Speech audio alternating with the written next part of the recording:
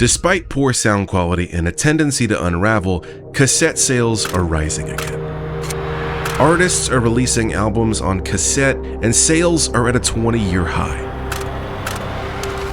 This comeback made zero sense to me, until I started pulling the thread. My journey took 3 paths. A month of listening exclusively to cassettes, diving into how this technology revolutionized the music industry, and collecting stories of how tapes changed the world. From infiltrating governments, to inventing the internet, to comforting the loneliest man in the universe. This is more than just nostalgia. I'm Brandon Shaw. I'm a musician, DJ, and storyteller obsessed with the hidden history in music. Over the next 4 weeks, I'll show you how cassettes aren't making a comeback. They're the foundation for the modern world. Playing a tape as simple as or even easier than playing a record.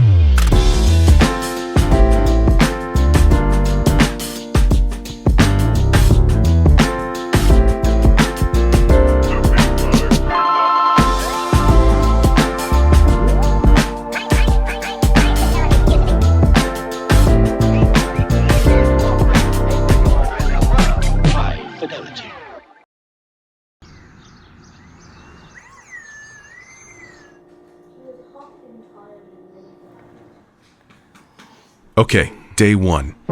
I need 3 things for my music listening this month: cassettes, a player, and headphones. First, let's talk about the player. Sony doesn't make the Walkman anymore, and old Walkmans are surprisingly expensive on eBay. But there are newer companies who have started making cassette players. I went with one from the company We Are Rewind. It's got a rechargeable battery and Bluetooth, a nice design, it's great. I could do wireless headphones, but I'll keep it old school and use these wired ones. Now for the cassettes. I had a few cassettes in a box, a lot of random stuff, some classics. We got some Tribe, some Michael, some Miles, some El Nuevo Sonido. This tape is almost 40 years old, so when people complain about sound quality and deterioration, this is what they mean.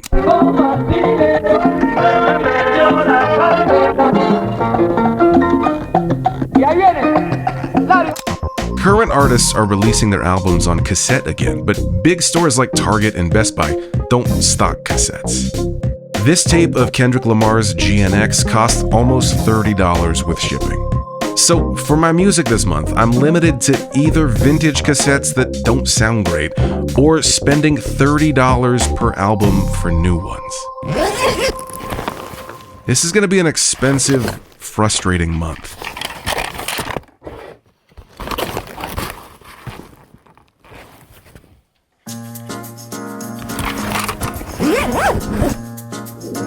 Today, we take music for granted. I can stream what amounts to almost the entirety of recorded music for half the price of that GNX cassette per month. Looking through the context of history, though, cassette tapes were a massive step forward. For the first time, recorded music was portable. That meant that not only could I listen to the album I want when I want, but you could too. We could have completely different albums piped directly into our ears.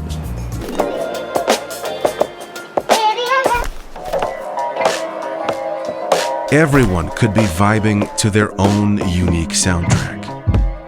If I were doing a month of vinyl only, I wouldn't be able to easily take my albums with me or listen to music on an airplane. And while today's phones can stream anything anywhere, I wanted to remember what it was like to use cassettes. One album at a time, no skipping. So I got my Walkman and headed to one of the most walkable cities in the world. I love New York. It's a mix of everything: history, progress, nature, industry. Skyscrapers tower above while the subway weaves below. The streets alive with people at all hours of the day.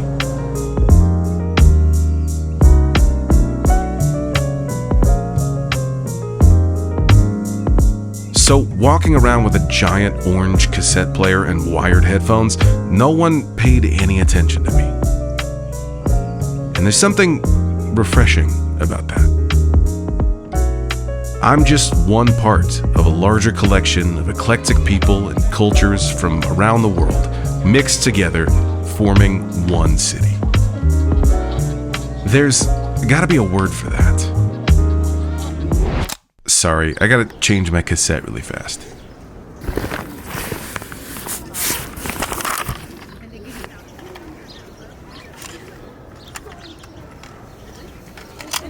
I came to New York for a few reasons. For one, I'm meeting up with a friend who's a proper cassette head. He said he's got some crazy stories for me.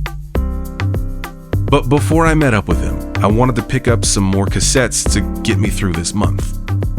So I stopped in at one of my favorite record stores in New York City, A1 Records. I love used record stores because they're a snapshot of what the people around them have been listening to. Someone can spend years collecting a wide variety of records, tapes, or CDs, curating a collection, and then sell them to a local shop where they're then redistributed. Forget what Target or Best Buy have in stock. Forget what the Spotify algorithm thinks will keep you listening. If you want to know what people around the East Village have been listening to over the years, head to A1. There's got to be a word for that, too. I picked up a handful of tapes, some soft rock, some hip-hop, but also a new blank tape, just in case. I was hoping for a larger selection of used tapes, but these days they're just harder to find. Some are collector's items, but many have been simply thrown out. Maybe I should hit up the local landfill for some more tapes. I don't know.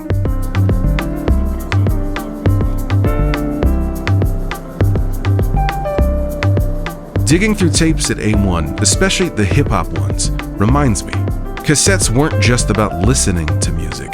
They fundamentally changed how music spread in the first place.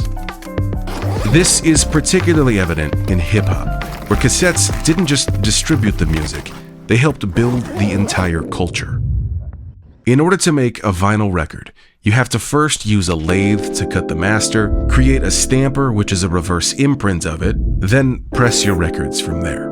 If you want more copies of the record, you have to press more. This is a complicated and expensive process, so record labels had tight control over music distribution. What records get made, how many get made, and where you get them. But cassettes use tape with magnetic particles that are arranged in a specific way. And these particles can be rearranged. You can easily record whatever you want onto a cassette tape. There goes the music industry's tight grip on distribution. You could copy whole records, record directly off the radio, or even copy things that were never distributed by the music industry in the first place. Enter hip-hop. DJ Kool Herc is seen as the father of hip-hop, throwing a legendary party in the Bronx in 1973. He had a huge sound system, mixing funky drum breaks with 2 turntables, keeping people dancing. This evolves as the MC begins rapping over the beat, but it's still mostly a live experience. DJ Hollywood would record his live mixes onto tapes to be able to listen back to them later, but quickly began selling copies to people the same night. These hip-hop live tapes would change everything. DJ sets could now be easily recorded, copied, distributed, and blasted through boomboxes all over New York. Fans began recording sets on their own, copying and trading tapes of acts like the Cold Crush Brothers or Grandmaster Flash. Suddenly, hip-hop, an emerging culture and genre of music that had zero radio play or official records, no official distribution, began to spread through New York and beyond. DJs like Brucey B, Lovebug Starsky, and Starchild began making tapes of their live parties, duplicating it themselves and bringing in thousands of dollars. Kid Capri would make tapes at home for a cleaner sound, elevating the medium to a new level. Eventually, these street tapes made their way onto the radio through DJs like Mr. Magic and Red Alert. People would record these radio shows directly to cassette, and these radio tapes continued to spread the music like wildfire. When Rapper's Delight became the first hit hip-hop record, it was big all over the United States. But in New York, hip-hop's epicenter, the genre had already evolved past it. An officially released record distributed through conventional means just can't compete with the speed and simplicity of cassettes. Hip-hop was born on turntables, but cassette tapes are what helped it grow and spread all over the city, country, and world. These tapes were a snapshot of what was happening at that exact moment. Not in the expensive recording studio or the record label, but in the streets. What's the word for that?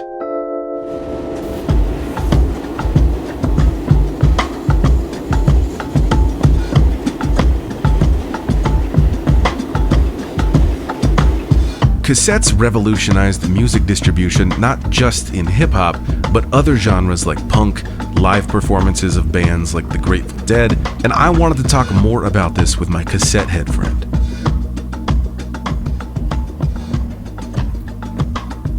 Meet Simon Adler. He's the senior producer of Radiolab, the outstanding radio show and podcast from WNYC. A few years ago, he released an incredible series on cassette tapes, so I wanted to hear his stories directly from him.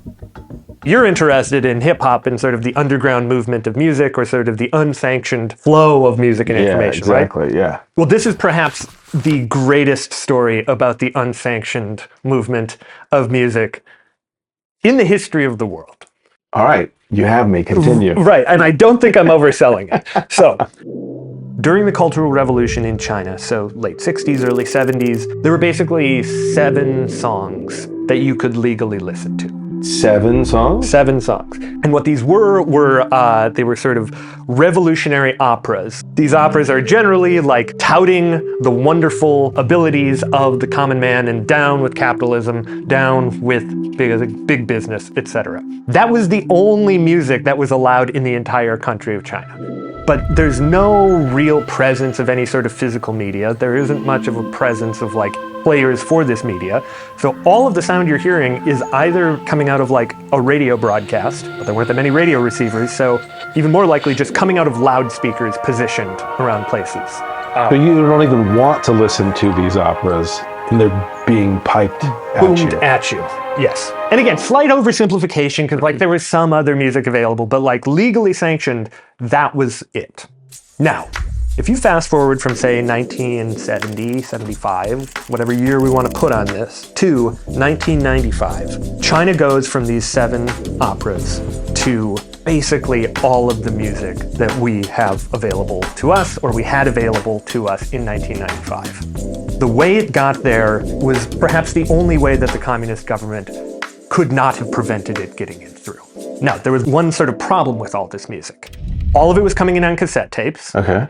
And people could find these at these stores, these sort of hidden underground stores. But all of the cassette tapes had this huge gash in them, looking like sort of the jewel case and the cassette itself had been run through like a bandsaw. Like, here's a John Denver tape, and this is what it would have looked like. You see that just cut right there in the side. Okay. So if you're a young, cool person in Beijing and you go into this underground cellar, you find walls and walls of all of this music you've never seen before. Maybe you've heard of the Beatles, maybe you haven't. Maybe you've heard of John Denver and you're like, what the heck is going on here? Where's this stuff coming from? And why the hell do they all have this cut through it? Yeah. Right. They seemed to have been intentionally cut through the magnetic tape, as if to destroy the material. Yeah. And these tapes were known as Daco tapes, which literally translates to like with a cut. People started seeing these Daco tapes pop up in these different underground stores all over the country. The question became, where the hell were they coming from? Simon explained how in the United States in the 1980s, the music industry was booming and cassettes were selling like crazy. They were cheap to produce and distribute, so even if an artist or band wasn't huge, record labels would print 100,000 copies of their first record. Of course, not all of these tapes would sell, and labels would be stuck with tens of thousands of copies. These reject cassettes would be pulled from record stores and sold to places like truck stops for a lower price, the dollar store for even less, until finally the cassettes that were deemed worthless were made unplayable and sold as plastic scrap. Now, who's buying all of the plastic scrap in the world in the late 80s, early 90s? China. Yeah. So, back to China. You talk to folks about this phenomenon, and they all point to this guy, Professor Ye. And so one day, Professor Ye is going to this town of Heping, which is in southeast China, and where all of the plastic scrap in the world is effectively being funneled into to help build the Chinese economy in the early 90s. And at some point decides that he's going to go into this warehouse where this plastic scrap is, and he walks into the warehouse and he's looking around, and there are these mounds, just giant mounds of plastic. But not just any plastic. It's these cassette tapes. He sees mounds and mounds of these gashed cassettes in their jewel cases oftentimes. They'd been run through a bandsaw before they were sold into the plastic scrap flow to destroy them. However, Professor Ye figures out that just because you cut it in one spot doesn't mean you've ruined anything. All right, welcome to my sort of dirty basement. Table saw. Gonna be using this to slice before we dice. I'm gonna sacrifice El Nuevo. You're the Spanish guy. El Nuevo Sonido, the new sound. Okay, so all we're gonna do here, we got your cassette tape. This is obviously where the tape runs. Right. That's where we're gonna slice. Just push it in there and we're gonna slice it. I'd say we could go about almost halfway up it.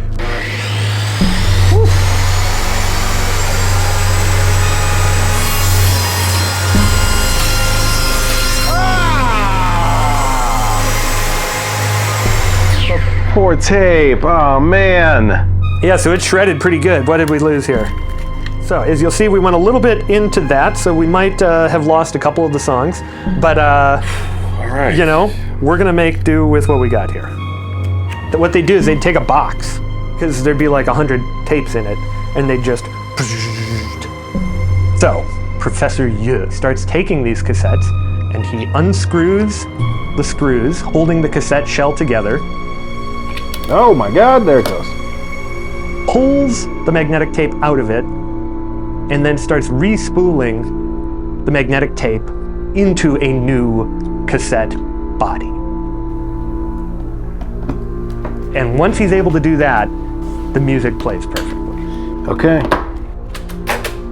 Let's see. You're gonna do the honors here. Hey!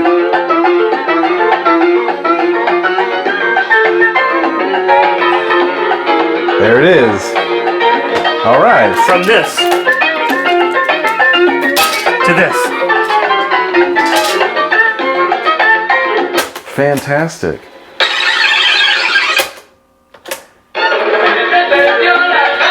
There we go. All right.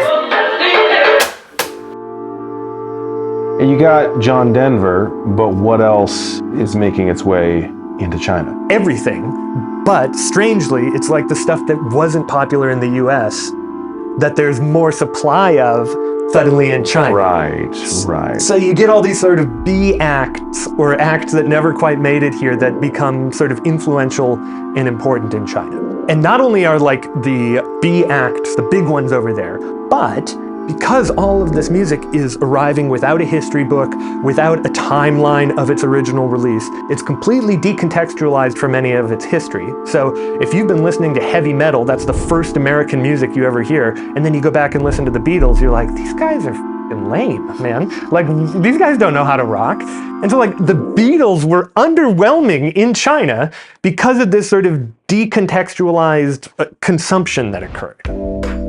It's estimated that 3 million cassettes entered China every year as plastic scrap to be recycled. And eventually, as these repaired Daco tapes had spread everywhere, there wasn't much the government could do. Western media had infiltrated China. But there was one more way these cassettes changed the culture. As people started to make music of their own, they would pull influences from this decontextualized music and combine them in ways that might seem odd to Western ears. Country music and metal don't go together. Those are separate genres, right? Yes. In China, it's all just Western music. They can pluck inspiration from where they want and begin to sort of creatively recombine it in ways that, again, are sort of offensive to Western sensibilities. And you see these interesting bands come out of that era who, are just like creatively unbridled in a way that musicians sort of restricted by the canon here in the West would never be able to. And to me, what's so cool about this is like, what is a mixtape? A mixtape was the beginning of a person being able to sort of like smash juxtaposed music up against itself. Prior to this, you had to like buy the whole record and like you listen to it as a record and there's an art to it and it's this cohesive thing. The mixtape comes along and suddenly you as the listener can begin splicing and smashing and juxtaposing things in new ways. That was what was happening in China at a nationwide level, and not just on cassettes, but in live performance, in sort of musical creation writ large. Cassette tapes flipped music distribution on its head, putting the people in charge of what music was shared and became popular. Whether it was the underground distribution of a budding new musical genre and culture, or changing the entire musical culture of one of the largest nations in the world, cassettes enabled music distribution without the approval of the powers in charge. In other words, cassettes were the internet before the internet. Now we have streaming music, sure, but also things like indie releases on Bandcamp, unofficial remixes on SoundCloud, underground communities on Discord, even just Dropbox. And it's not just regional distribution, it's worldwide. I can hear music made by someone in New York or Brazil or France or China, made last night, immediately. And because we have access to everything with increasingly less context or regional specificity, the lines of genre are blurring. But before smartphones and the internet and online underground distribution, cassettes did all of this first. So as I continued to listen to music this month, I realized I don't need to buy all new cassettes or vintage ones. I can be in charge of my own distribution too. All I need is a blank tape. I found the word I've been looking for. The word to describe New York as a collection of eclectic people and cultures forming one city. The word describing how used record stores are a regional snapshot of the music people have been listening to. The word for how hip-hop tapes captured what was happening in the streets at a specific moment in time. It's a mixtape. Maybe this is why cassettes are seeing a resurgence. In our overly connected, algorithm-driven world, there's something refreshing about a little machine that slows you down and makes you choose what album to listen to or what songs to put on your mixtape. Streaming music gives us infinite choices, sure, but before that, cassettes gave us intentional choices. Suddenly, listening to cassettes feels not only easier, but more exciting. I can put anything on my mixtapes. Hip-hop, John Denver, that underwhelming band known as the Beatles. I don't have to explain it or share it with anyone. It's personal to just me. And isn't this what we're still doing today? Not just in music, but in everything. In a sense, we're all just blank tapes. Taking in music, media, news, or information from a variety of sources, decontextualizing them, and deciding what's most important or influential for ourselves. And these are the things that make us who we are. We're making our own mixtapes all the time.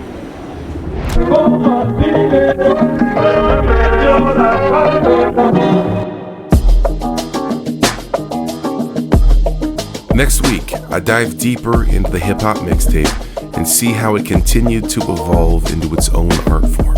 Plus, Simon takes me back to the beginning, when tape caused a split with reality.